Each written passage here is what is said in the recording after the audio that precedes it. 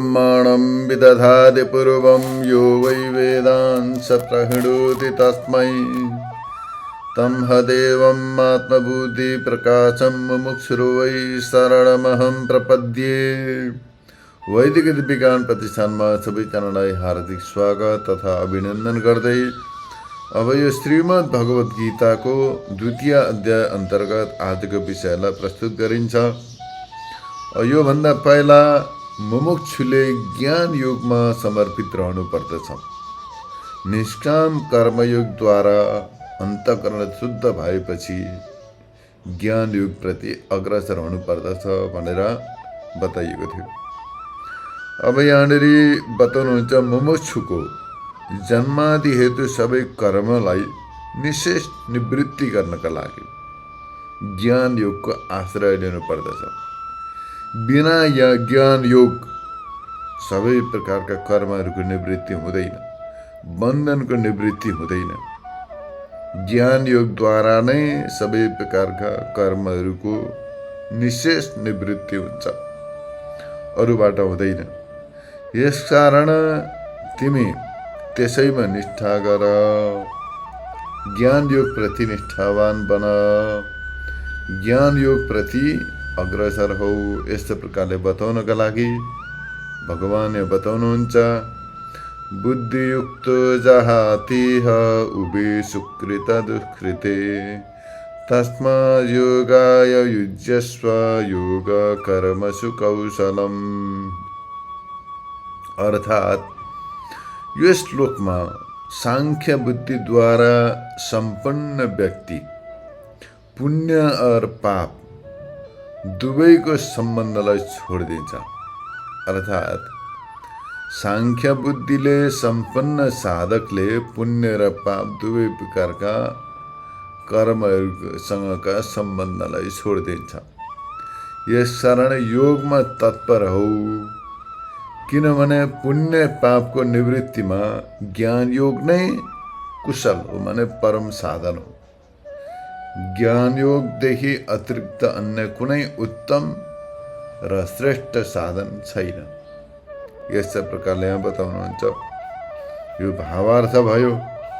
अब यसलाई व्याख्याद्वारा बुझिन्छ। भगवानले बताउनुहुन्छ कि बुद्धि सांख्य विषय निरुक्ततया युक्त ज्ञान योगेन युक्त ब्रह्मविदारूढ। अर्थात तथोक्त सांख्य सम्बन्धी बुद्धिले युक्त, माने पहिले जो सांख्य सम्बन्धी बुद्धि माने ब्रह्म बुद्धि, आत्मबुद्धि हो, त्यो बुद्धिले सम्पन्न ज्ञान योग युक्त ब्रह्म ज्ञानीले आफ्नो कुटस्थ असङ्ग चेतन आत्माको विज्ञानका बलले यो लोकमा पहिला पहिला जन्ममा सैकडौँ हजारौँ जन्महरूमा र यो जन्ममा ज्ञानको उत्पत्तिदेखि पहिला जति पनि कर्महरू गरिएका थिए ती सबै प्रकारका पुण्य पाप कर्महरूलाई परित्याग गरिदिन्छ, छोडिदिन्छ, त्याग दिन्छ। ती कर्महरूबाट मुक्त हुँदछ र नयाँ कर्म पनि गर्दैन। त्यस कारणले गर्दाखेरि पुनर्जन्मको सम्भावना पनि रहँदैन। जन्म पनि कर्मको परिणाम हो। उत्तम कर्म गर्यो भने दुवै योनि, उत्तम र अधम बराबरी दुवै प्रकारका कर्म गर्यो भनेदेखि मनुष्य योनि र अधम कर्म निज कर्म गर्यो भनेदेखि पशु प्राणी यस्ता प्रकारका कीट पतङ्ग योनिमा आउँछ। त्यस कारणले गर्दाखेरि उत्तम कर्म, मध्यम कर्म, अधम कर्म सबै बन्धनकारक हुन्। सबै प्रकारका कर्महरूले जन्म प्रदान गर्दछन्। त्यसकारण ज्ञानीले शुभ अशुभ दुवै प्रकारका ती कर्महरूलाई परित्याग गरिदिन्छ। ज्ञान रूप अग्निद्वारा ती सबै प्रकारका कर्महरूलाई निर्मूल बनाइदिन्छ, निर्वीज बनाइदिन्छ र ऊ मुक्त हुँदछ। जहिलेसम्म ज्ञान हुँदैन तहिलेसम्म कर्मको प्रभाव रहन्छ। तर तत्त्व ज्ञान भइसकेपछि ती पहिले गरिएका सबै प्रकारका शुभ अशुभ कर्महरू प्रभाव रहित हुन्छन्। तिनीहरूमा फल प्रदान गर्ने सामर्थ्य रहँदैन भुटेको बीज जस्तो हुन्छन्। भुटेको बिउबाट बिरुवा अङ्कुरित हुँदैन। त्यसै प्रकारले तत्त्वज्ञान भइसकेपछि ती सबै प्रकारका कर्महरू नष्ट हुँदैछन्, बीज रहित हुँदछन्। चाहे ती कर्म पुण्य कर्म हुन् अथवा पाप कर्म, सबै प्रकारका कर्महरू तत्त्वज्ञान भएपछि निर्बीज हुन्छन्। र ज्ञान योगीले वेदान्तको श्रवण मनन निधिध्यासन गरेर तत्त्वज्ञान प्राप्त गरी ती सबै प्रकारका पुण्य पाप रूप शुभाशुभ सबै प्रकारका सञ्चित कर्महरूलाई निर्बीज बनाइदिन्छ, परित्याग गरिदिन्छ र अन्य आगामी कर्महरू पनि निर्बीज हुन्छन्। आगामी जो कर्महरू जो छन्, क्रियामान कर्महरू जो छन्, ती सबै कर्महरू पनि तत्त्वज्ञानका प्रभावले निर्बीज हुन्छन्। तिनीहरूमा फल प्रदान गर्ने सामर्थ्य रहँदैन। यस्ता प्रकारले यहाँनिर बताउनुहुन्छ। अत मुमुक्षु व्यक्तिले ज्ञान योगका लागि प्रयत्न गर्नुपर्दछ। कर्म केवल अन्तःकरण शुद्धिका लागि मात्रै हुने गर्दछ, वस्तु उपलब्धिका लागि हुँदैन। वस्तु साक्षात्कारका लागि कर्म होइन। कर्मद्वारा तत्त्वको साक्षात्कार हुँदैन। त्यो तत्त्वको साक्षात्कार गर्ने जो सामर्थ्य उत्पन्न गर्नका लागि कर्म सहायक साधन हो। उपासना पनि त्यसको सहायक साधन हो। त्यस कारणले गर्दाखेरि कर्मद्वारा चित्त शुद्धि, उपासनाद्वारा चित्तको एकाग्रता र ज्ञानद्वारा तत्त्वको साक्षात्कार, यस्ता प्रकारले तीनटा साधनहरू क्रमशः उत्तरोत्तर उत्कृष्ट एवं श्रेष्ठ छन्। यस्ता प्रकारले यहाँ बताउनुहुन्छ। र यो तत्त्वज्ञानका लागि नै मुमुक्षु व्यक्तिले प्रयत्न गर्नुपर्दछ। अत यस्तो प्रकारले यहाँ बताएपछि अब यो सम्बन्धमा एउटा शङ्का उत्थापन गरेर त्यसको निराकरण गर्नुहुन्छ। यहाँ बताउनुहुन्छ, कृष्ण चान्द्रणादि प्रायश्चित त्रिशुपर्णादि जपै रसमेधादि यागैर गङ्गादि महानदी स्नानदानैः सर्व पाप क्षय सति किमर्थं ज्ञान योग अभ्यास क्लेश इति चेत् न। भन्नुको तात्पर्य कृष्ण चान्द्रण आदि प्रायश्चितहरूद्वारा, त्रिशुपर्ण आदि मन्त्रहरूको जपद्वारा, अश्वमेध आदि यज्ञहरूद्वारा, गङ्गा आदि महानदीहरूमा स्नान र दान जप इत्यादि सबैद्वारा पापहरू नष्ट हुँदछन्, पापको क्षय हुँदछ भने ज्ञानको अभ्यास रूप क्लेशको के प्रयोजन? यस्तो प्रकारले शङ्का गरेको छ। किनकि पाप नष्ट गर्नको लागि त यी सबै उपाय हुन्।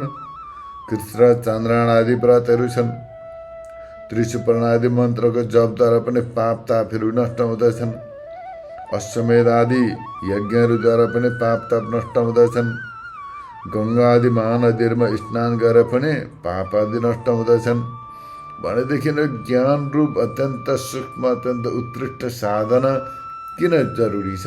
यस्ता प्रकारले शङ्का गर्दा यसको समाधान गर्दै बताउनुहुन्छ। न तैर निशेष निवृत्तत्व सम्भवात्युक्त प्रायश्चित्तादयो यदुद्देश्येन क्रियन्ते तैस्तदेव निवर्त्यते नेतरम्।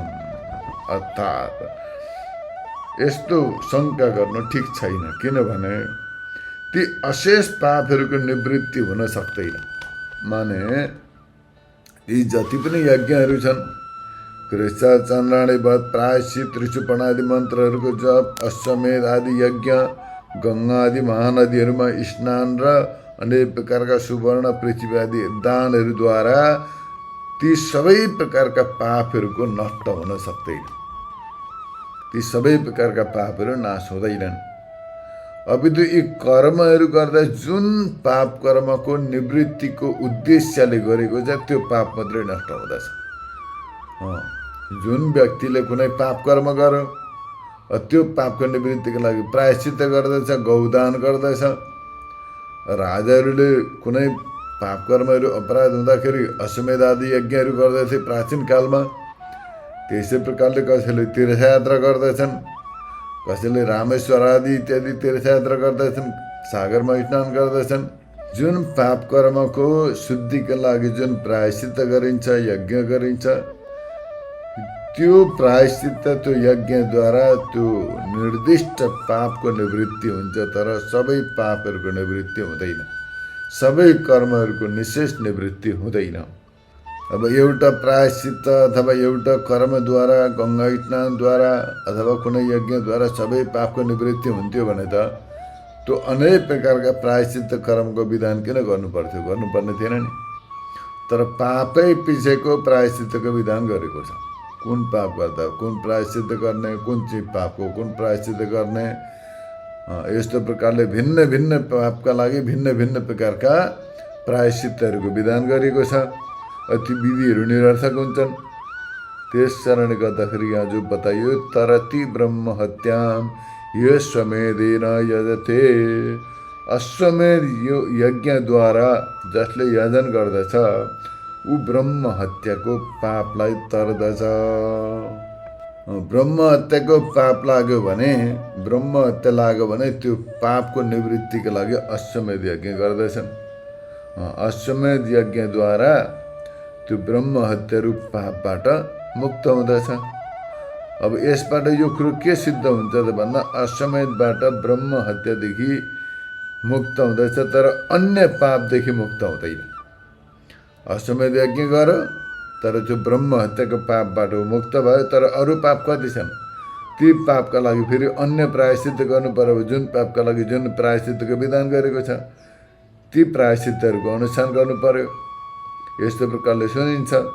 त्यो प्रायश्चित्त आदि गर्दा पनि पापको निवृत्ति हुन्छ, पुण्यको हुँदैन। पुण्यको निवृत्तिको लागि कुनै प्रायश्चित्त छैन। पुण्यको पनि फल त भोग्नु पर्दछ। पापको निवृत्तिका लागि त प्रायश्चित्त छन्। गौहत्या लागो, केही लागो, कुनै प्रकारको अब वृक्ष बगैँचामा आगो लगायो, कुनै पनि पाप हो, अशुभ कर्म, शास्त्र निषिद्ध जो कर्म छन् ती पाप कर्म हुन्। शास्त्र निषिद्ध कर्म गर्नु पाप कर्म हो। ती कर्म गर्दाखेरि जुन जुन पाप लाग्दैछ त्यो पापको निवृत्तिका लागि त पुण्य कर्मको अनुष्ठान गर्नुपर्दछ, प्रायश्चित्त गर्नुपर्दछ। ती प्रायश्चित्तद्वारा ती पापहरूको निवृत्ति हुन्छ, मुक्त हुन्छ पापबाट। तर अब त्यो जो पुण्य कर्म छन् ती पुण्य कर्मको पनि त फल भोग्नु पर्यो। अब पुण्य कर्म गरेका छन् धेरै भने ती पुण्य कर्मको फल भोग्नका लागि त स्वर्ग जानु पर्यो। स्वर्गमा गएर पुण्य कर्मको फल भोग्नु पर्यो। ती भोगेपछि त्यो कर्म नष्ट हुँदछ। त्यस कारणले गर्दाखेरि यी कर्महरूद्वारा, प्रायश्चित्तद्वारा पाप कर्मको निवृत्ति हुन्छ, पुण्य कर्मको हुँदैन। यस्ता प्रकारले बताउनु। पुण्य कर्मको फल भोग्नको लागि पनि त अनेक प्रकारले जन्म धारण गर्नुपर्दछ। देवयोनि धारण गरेर स्वर्गको सुख भोग्नु पर्यो। त्यहाँबाट फेरि नष्ट हुँदछ त्यो पुण्य। स्वर्गको सुख भोग्दैमा सबै पुण्य नष्ट हुँदैन। फेरि स्वर्गमा जो पुण्य फल भोग्नुपर्ने त्यसको मात्रै त्यहाँनिर त्यो पुण्यको फल मात्रै भोगिन्छ र त्यो पुण्य चाहिँ नष्ट हुँदछ। शेष पुण्यको फल भोग्न पृथ्वीमै जन्म लिनु पर्दछ। धरतीमै जन्म लिएर, मर्त्यलोकमा जन्म लिएर शेष पुण्यको फल यहीँ भोग्नु पर्दछ। स्वर्गमा भोगिने पुण्य कर्मको फल स्वर्गमा भोगिन्छ, धरतीमा भोगिने पुण्य कर्मको फल धरतीमै भोग्नु पर्दछ। त्यस कारण गर्दाखेरि जन्महरूको हेतु हुन्छ, यो जन्मको कारण हुन्छ, पुनर्जन्मको कारण हुन्छ। त्यस कारणले गर्दाखेरि यो कुनै पनि कर्मद्वारा सबै प्रकारका पुण्य पापहरूको निवृत्ति हुँदैन। पुण्यको निवृत्ति त महान साधन आत्मज्ञानदेखि अर्को केही पनि छैन। केवल एक अद्वितीय आत्मा चैतन्यको ज्ञानद्वारा, ब्रह्म ज्ञानद्वारा मात्रै पुण्य कर्मको निवृत्ति हुन्छ। किनभने त्यो विद्वानले, श्रुतिमा बताएको छ, तदा विद्वान पुण्य पापे विधुय, अर्थात् त्यो विद्वानले पुण्य र पाप दुवैलाई हटाउँदछ र ऊ ती दुवै पुण्य पाप रूप कर्मबाट मुक्त हुँदछ। यसै प्रकारले अर्को वाक्य छ, सय एवं विद्वानेति आत्मानं स्पृणुते, अर्थात् जसले यस प्रकार आत्मालाई जान्दछ उसले यी दुवैलाई आफ्नो आत्मा जान्दछ। यस्तै प्रकारले श्रुतिले बताएका छन्। अब यो स्मृतिमा पनि छ। यिनै वाक्यलाई स्पष्ट गर्दै यहाँनिर उभय सुकृत दुष्कृते अर्थात् ती दुवै पुण्य र पाप भनेर यहाँ बताएको छ। सुकृत भनेको पुण्य, दुष्कृत भनेको पाप। यस्तो प्रकारले यहाँनिर उद्धृत गरेर ती वचनलाई स्पष्ट रूपले प्रतिपादन गरिएको छ। यसकारण यी सबैलाई निवृत्ति गर्न योग्य पुण्य र पाप दुवै प्रकारका कर्महरूमा योग यानी ज्ञान योग नै कौशल छ। माने ज्ञान योगद्वारा नै दुवै प्रकारका कर्महरू निवृत्त हुँदछन्। यसैलाई कुशल माने कौशल भनेर यहाँ बताएको छ। पुण्य र पाप दुवैलाई निवृत्त गर्न ज्ञान योग नै कुशल छ। कुशललाई नै कौशल भनिन्छ, निपुण छ। यस्तो प्रकारले जान्नु पर्दछ। अज्ञान कुशलहरूले माने ज्ञानीहरूले यो ज्ञान योगलाई नै ती पुण्य र पाप रूप कर्महरूलाई निवृत्ति गर्ने परम साधनका रूपमा जानेका छन्। ज्ञान योगीहरूले पुण्य र पाप जस्ता दुवै कर्महरूको निवृत्तिका लागि ज्ञान योगलाई नै परम साधनका रूपमा बताएका छन्। यस योगका लागि यत्न गर माने यो ज्ञान योगका लागि यत्न गर्नुपर्दछ। कसरी हुन्छ? यो मनुष्य जीवन पाएपछि यसै जीवनमा ज्ञान योग प्राप्त गर्ने प्रयत्न गर्नुपर्दछ। यसै जीवनमा ज्ञान योग प्राप्त भयो भनेदेखि त ठुलो पुरुषार्थ सिद्ध हुन्छ, जीवन सार्थक हुन्छ। तर अब यो जीवन यत्तिकै गयो भनेदेखि फेरि यस्तै जीवन पाइन्छ भने कुनै निश्चित छैन। त्यसकारण भगवान बताउनुहुन्छ ज्ञान योगका लागि प्रयत्न गर, यसै जीवनमा प्रयत्न गर। तस्मात् योगाय युज्यस्व योग कर्म च कौशलम भनेर यस्तो प्रकारले भगवानले यहाँ बताउनु भयो। र यस्तो प्रकारले यो श्लोकको व्याख्या यहाँ पुरा हुँदछ। अगाडि बताउनुहुन्छ फलको अनिच्छाले अर्थात् फलको इच्छा नराखिकन र समबुद्धिले भली भाँति गरिएको नित्य एवं नैमित्तिक कर्महरूको परिपाकद्वारा उत्पन्न भएको चित्त शुद्धिको फलभूत श्रवणादिबाट उत्पन्न भएको अभिक्रिय आत्मतत्व विज्ञानको सिद्धिको फल यहाँ बताइन्छ। भन्नुको तात्पर्य सर्वप्रथम निष्काम कर्मयोग गरियो, नित्य नैमित्तिक कर्म गरियो, त्यसबाट चित्त शुद्ध भयो, उपासनाद्वारा एकाग्रता भयो र शुद्ध एकाग्र चित्त भएपछि वेदान्तको श्रवण मनन निधिध्यासन गरियो। त्यो श्रवण मनन निधिध्यासन गरेपछि जो तत्त्वज्ञान उत्पन्न भयो, अभिक्रिया आत्मज्ञान उत्पन्न भयो। अब हो त्यो सिद्धिको फल यहाँ बताउँदै भगवान भन्नुहुन्छ कर्मजं बुद्धियुक्ता हि फलं त्यक्त्वा मनीषिणः जन्मबन्ध विनिर्मुक्ता पदम गच्छन्त्यनामयम्। अर्थात् ज्ञान युगमा निष्ठा राख्ने विद्वानले कर्मजनित फललाई परित्याग गरेर जन्म सम्बन्ध माने देहका सम्बन्धदेखि निर्मुक्त भई दुःखरहित परम पदलाई प्राप्त गर्दछ। अब यो भावार्थ भयो, यसलाई व्याख्याद्वारा बुझिन्छ। बुद्धियुक्त माने बुद्धिले माने सांख्य बुद्धियुक्त, अध्यात्म तत्व बुद्धियुक्त, ब्रह्मात्मैकत्व विज्ञान युक्त, आत्मा र ब्रह्मको एकत्व ज्ञानले युक्त, त्यसको निष्ठाद्वारा सम्पन्न ज्ञान योग निष्ठा सम्पन्न मनीषी यानी विद्वान व्यक्तिले कर्मज माने सञ्चित आदि जति पनि कर्महरू छन्, कर्म तीन प्रकारका हुन्छन्। सञ्चित कर्म, प्रारब्ध कर्म, क्रियामाण कर्म, होइन आगामी कर्म पनि बताइन्छ। त्यस्तै प्रकारले यहाँनिर ती सबै प्रकारका कर्महरूमध्ये जो सञ्चित कर्महरू छ, त्यो सञ्चित कर्महरूबाट उत्पन्न अनेक योनिहरूलाई प्राप्त गराउने जन्म आदि रूप फललाई त्यागेर निमित्तको नाशबाट कार्यको नाश हुन्छ भन्ने एउटा न्याय छ। निमित्त पाए निमित्त कस्य पाय, अर्थात् निमित्तको नाशद्वारा कार्यको नाश हुन्छ। यो न्यायद्वारा ज्ञान रूप अग्निले सबै प्रकारका कर्मफलहरू नष्ट भएपछि सबै कर्मफलहरू जलेर भस्म हुँदछन्। जति बेला ज्ञान रूप अग्नि प्रज्वलित हुन्छ, ज्ञान रूप अग्नि प्रज्वलित भएपछि त्यो ज्ञान रूप अग्निले सबै प्रकारका कर्महरूलाई नष्ट गराइदिन्छ। सबै प्रकारका कर्मफलहरू नष्ट हुँदछन् र जन्म आदिको नाश हुन्छ। जन्म आदिको पनि नाश हुन्छ। अब कर्म नष्ट भएपछि जन्म हुँदैन। जहिलेसम्म कर्म रहन्छ तहिलेसम्म जन्म प्राप्त हुन्छ। शुभाशुभ कर्म अनुसार शुभाशुभ योनिमा जन्म लिनु पर्दछ। अब कर्मै नष्ट भएपछि कर्मको फल पनि स्वतः नष्ट हुन्छ। त्यस चरण गर्दै सबै कर्मफल रहित हुन्छन्। यस प्रकारले यहाँ बताउनुहुन्छ। अब आत्मा कूटस्थ असङ्ग छ। आत्म चैतन्य कूटस्थ छ, असङ्ग छ।